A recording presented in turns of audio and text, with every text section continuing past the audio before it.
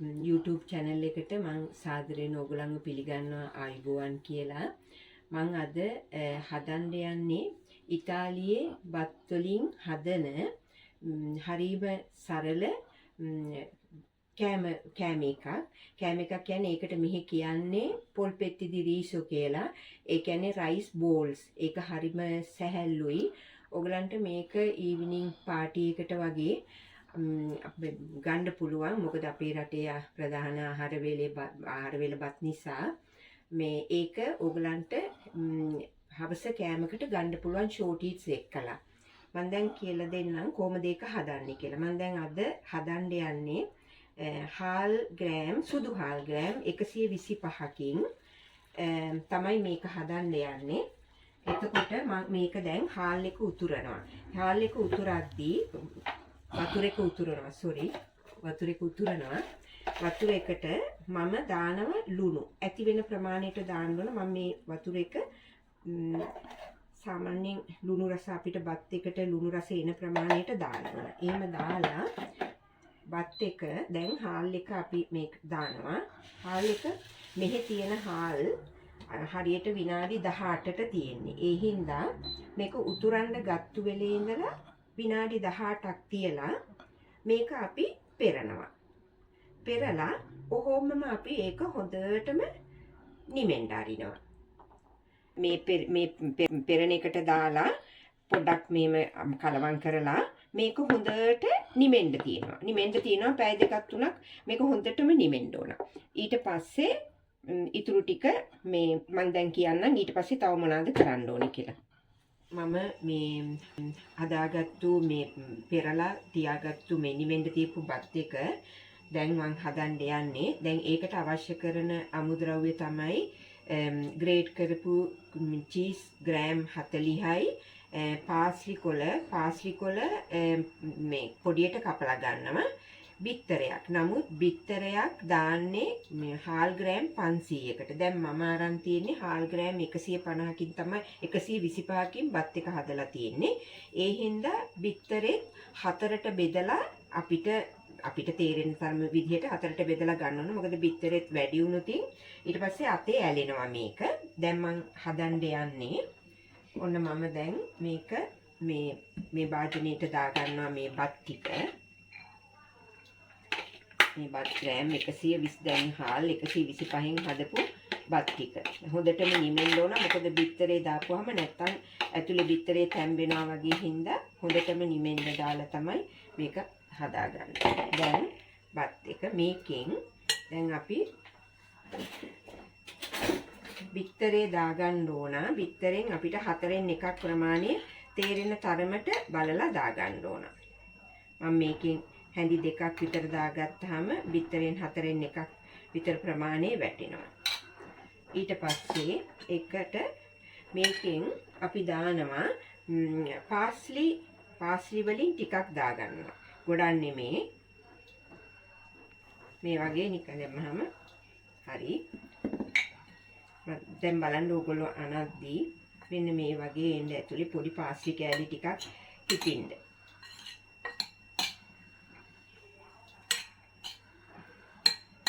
ඊට පස්සේ මේකට අපි චීස් කුඩු මේක ග්‍රේට් කරපු චීස් ටික දාගන්නවා. දැන් මම ඒ චීස් කුඩු ටික දානවා. චීස් කුඩු ටික දාලා හොඳට අනා ගන්නවා.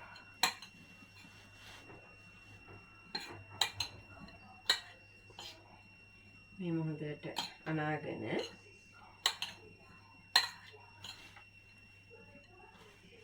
මේ වෙලාවේ ලුණු ඒවා දාන්න යන්න එපා. මොකද ලුණු බත් එකට ඇති වෙන ප්‍රමාණයට අපිට රස අනුව ලුණු ටික දාගන්න.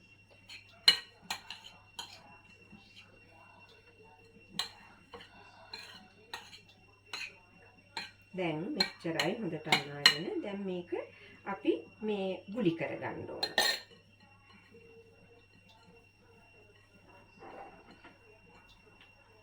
දැන් අපි පොඩියට මේකෙන් ගුලි හදා ගන්නවා.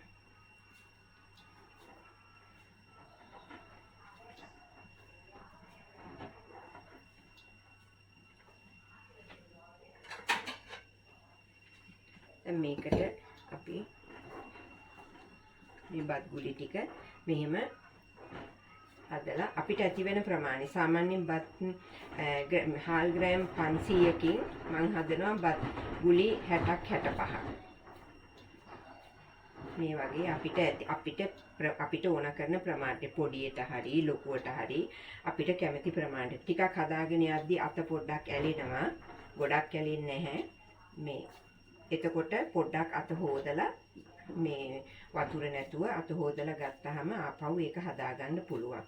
බත් එක තම්බද්දි මේ දැන් කැඳ ගතිය වැඩියෙන් හිටියොතින් හදන්න අමාරුයි ඇලෙනවා. ඒ හින්දා බත් එක හදද්දි මේ ගොඩක් වැඩියෙන් වතුර තියලා බත් එක පෙරා ගන්න. දැන් මම මේ විදිහට මේකෙන් ගුලි ටික හදා ගන්නවා. දැන් මේ මම බත් ගුලි 13ක් හදාගත්තා. දැන් අපි මම කරන්න යන්නේ දැන් මේ බත් එක බදින්න ඕන. මම පාවිච්චි කරන්නේ මෙහි රටකජු තෙල් තියෙනවා. මම ඒ රටකජු තෙල් එක පාවිච්චි කරන්නේ ඔයගලන්ට ලංකාවේ තියෙන ඕනම තෙල් එකක් ගත්ත හැකි පොල් තෙල් ඕනම තෙල් එකක් පාවිච්චි කරන්න පුළුවන්. ටිකක් මේ බත් වල මේ ඒ ගුලි වැහෙන ප්‍රමාණයට වගේ මේ තෙල් ටික දාගන්න. දාගෙන දැන් අපි ඉක්මනින්ම බෙදගමු.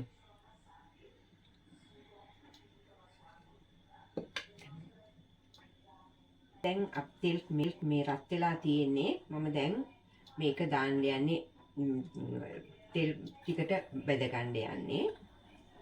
ගොඩාක් ගින්දර ගොඩාක් වැඩි කරන්නේ නැතුව අඩුවෙන් බදින්නත් එපා. මොකද එතකොට තෙල් මේ පොඩ්ඩක් උරා ගන්න බලනවා. ඒ හින්දා අපි සාමාන්‍ය මැද ප්‍රමාණය වගේ බෙදගමු.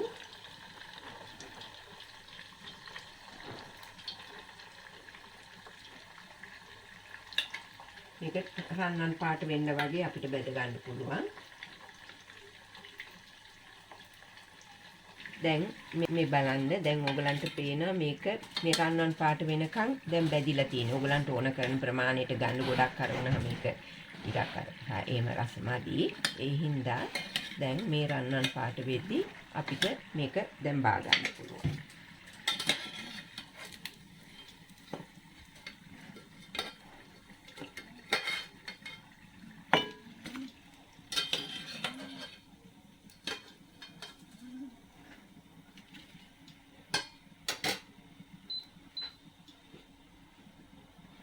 දැන් මේ බත් ගුලි ටික මේ කියන්නේ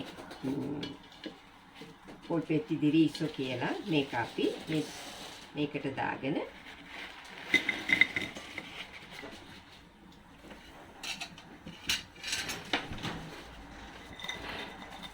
දැන් මේක ඕගලන්ට පිළිගන්නන්න පුළුවන්. ටිකක් නිමෙන්න තියලා කන්න පුළුවන්. පුංචි බබෙකුට හරි කන්න පුළුවන්. මොකද මේක මේ සැර නෑනේ, මිරිස් මුකුත් නැති හින්දා ගොඩාක් මේක සිම්පල්, හරිම ලේසියෙන් හදාගන්න පුළුවන්. ඒ වගේම වියදම හරියෙන් අඩුවෙන් යන කෑමක් මේක. එහෙනම් ආයිමත් මම මේ වගේ රෙසිපි එකක් අරගෙන එනවා. මේක ඕගොල්ලෝ හදලා බලලා මට කැමති නම් ලයික් එකක් දාන්න, කමෙන්ට් කරන්න, ඒ වගේම සබ්ස්ක්‍රයිබ් කරන්න කියලා මම ඕගලන්ගෙන් ආදරෙන් ඉල්ලනවා. ආයුබෝවන්.